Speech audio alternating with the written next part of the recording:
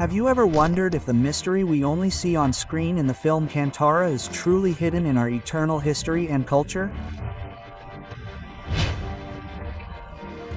Is Panjurli Deva, whom we consider a protector and a deity of valor in folk culture, truly confined to folk beliefs, or does he have a deep and mystical connection directly linked to Lord Shiva and the Bhoota Kola, which has been celebrated for decades in rural Kerala and Karnataka?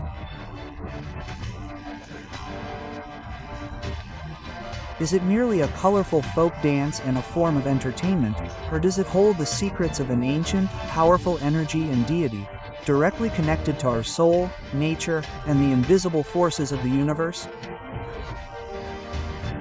The biggest question is, who is Panjurli Deva? And how did he arrive in this mortal world? Is his birth story confined to folklore, or does it also hold a divine secret that remains challenging to unravel even today?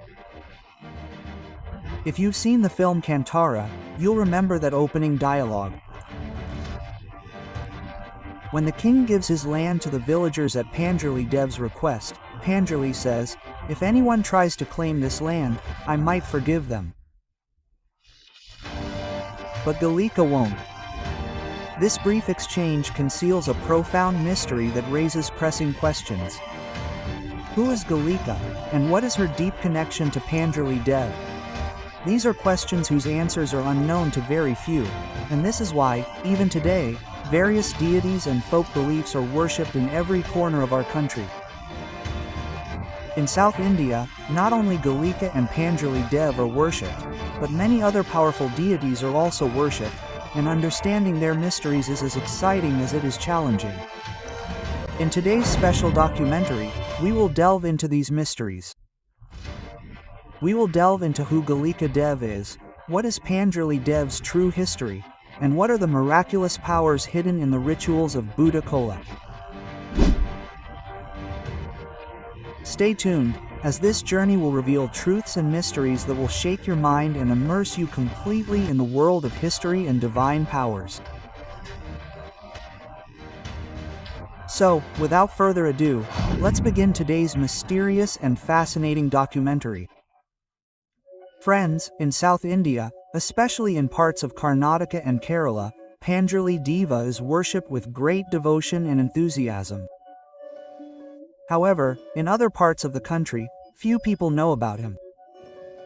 So, let's learn about this mysterious and ancient deity. The word Panjurli is a corruption of the Tulu word Panjita curl, meaning young Varaha.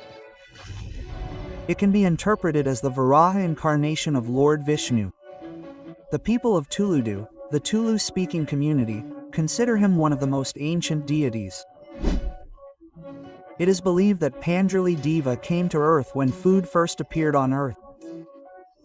That is, at the beginning of human civilization. Some scholars say that when humans learned to farm, wild boars called Varahas would enter their fields and eat the crops. People mistook it for a divine power and began worshipping it, hoping it would protect their crops. From then on, the worship of Panjurli Deva began. Even today, the Barnacore Puni ritual is performed, in which food is offered. This is followed by an ancient dance called Bhoota Kola, performed before Panjurli Deva. In Tulu, Kola means dance, and Bhoota means divine power. According to legend, a boar had 5 sons.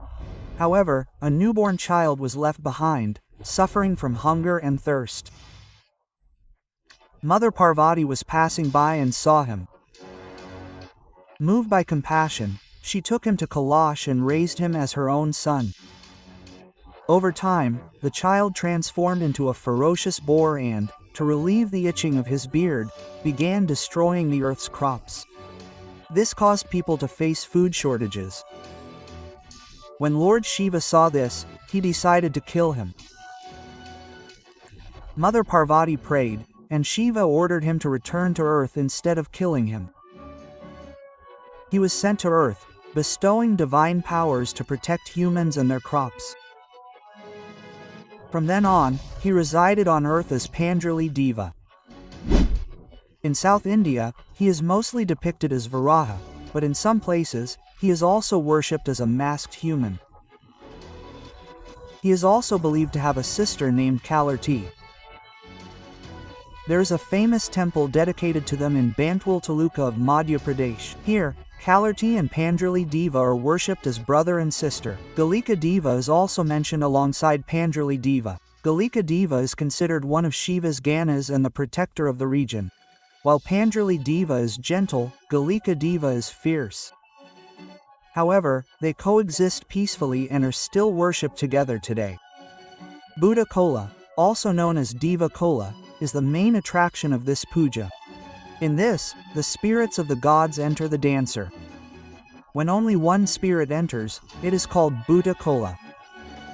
And when multiple deities are involved, it's called Dawa Nima. This is the mystery and tradition that makes Panjurli Daiva and Guliga Deva extremely important in South India. So, friends, that was the story of Panjurli Daiva's birth.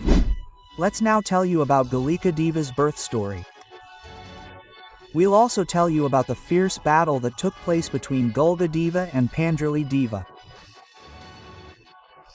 What was the reason behind that battle? And the biggest question, how did this special friendship develop between the two? Let's find out. If you're enjoying this video so far, please like it. Your like helps us create even more excellent content. Also, be sure to subscribe to the channel. Let's return to the video. In the sacred land of Tulu Nadu, each deity has a unique method of worship, offerings, and offerings.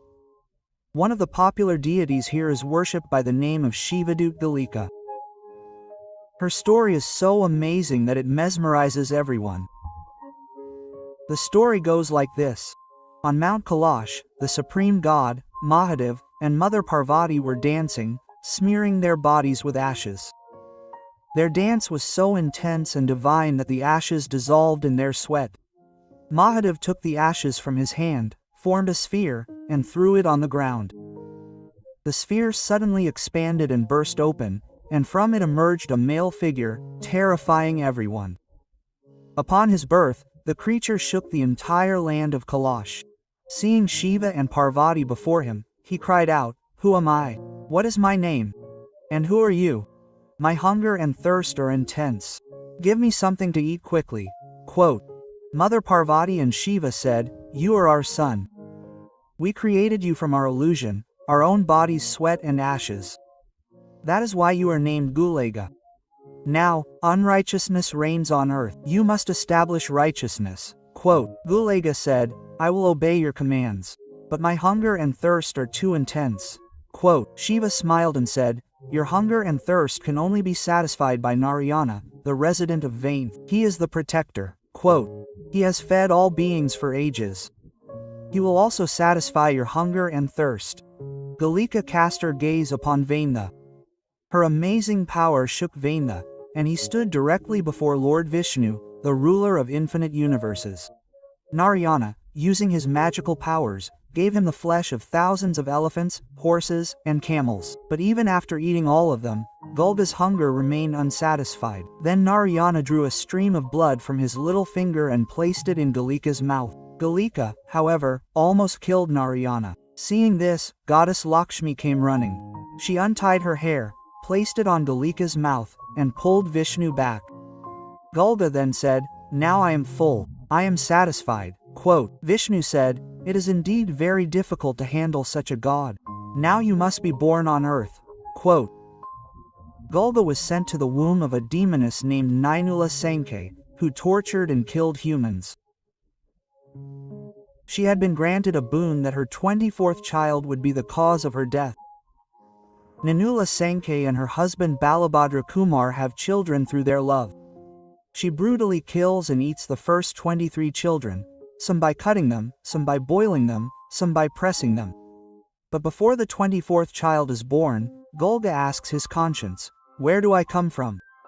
Ninula Sankhe replies, "Come from the path God has given you." But Guliga says, "I won't come from that place. Hold the golden plate in your hand, that's where I'm coming from." Quote, Then Gulga bursts Nanula Sankey's right breast, revealing his true form as he emerges, saying, "If milk is so sweet, how sweet must blood be?" Golika drinks Nanula Sankey's blood and ate his liver. Then, killing his father, he performs the Kola dance with his bones. Thus, by destroying Nanula Sankey and Balabhadra Kumar, Gulga dispelled their terror from the people. While wandering the earth, Gulga's eyes fell on a beautiful woman. He approached her, but the woman pinned him to the ground with her hair. The woman was none other than goddess Chamundi. Seeing her fierce form, Golika fell at her feet and said, "I made a mistake. Please forgive me." Quote. Goddess Chamundi said, "Get up, this is the law of nature. We are with you.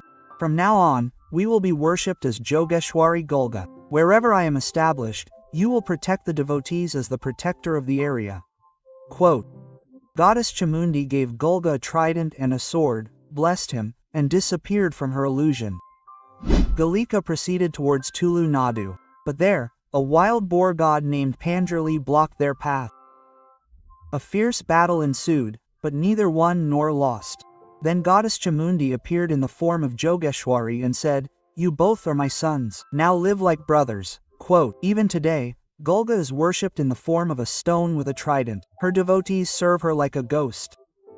It is said that wherever Gulga went, her reputation was established. Guligas protect those who follow the path of righteousness.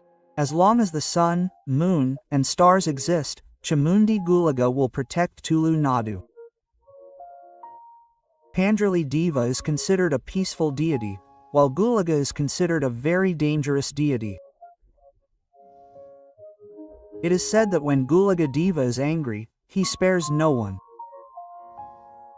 If you've seen the film Kantara, you'll know that at the end of the film, Guliga Deva enters the body of a man named Shiva and destroys the king's dynasty. It is said that the film Kantara is based on a true story. In today's digital age, we are so lost that we lose sight of our eternal culture. Theater has played a major role in passing these stories from generation to generation. Along with this, books and oral stories told among people have also kept this tradition alive. Over time, our films have also added a new dimension to folk beliefs and mythological and historical stories related to special places. Although the purpose of films is often to gain fame and popularity, if they provide an opportunity to learn something new, we should definitely embrace it. On this channel, we're making a small effort to share with you all the stories, tales, and gods and goddesses so that you can learn more about our eternal self. That's all for today. We'll meet again soon with another new, mysterious, and fascinating documentary video. Until then, be sure to subscribe to the channel. Thank you.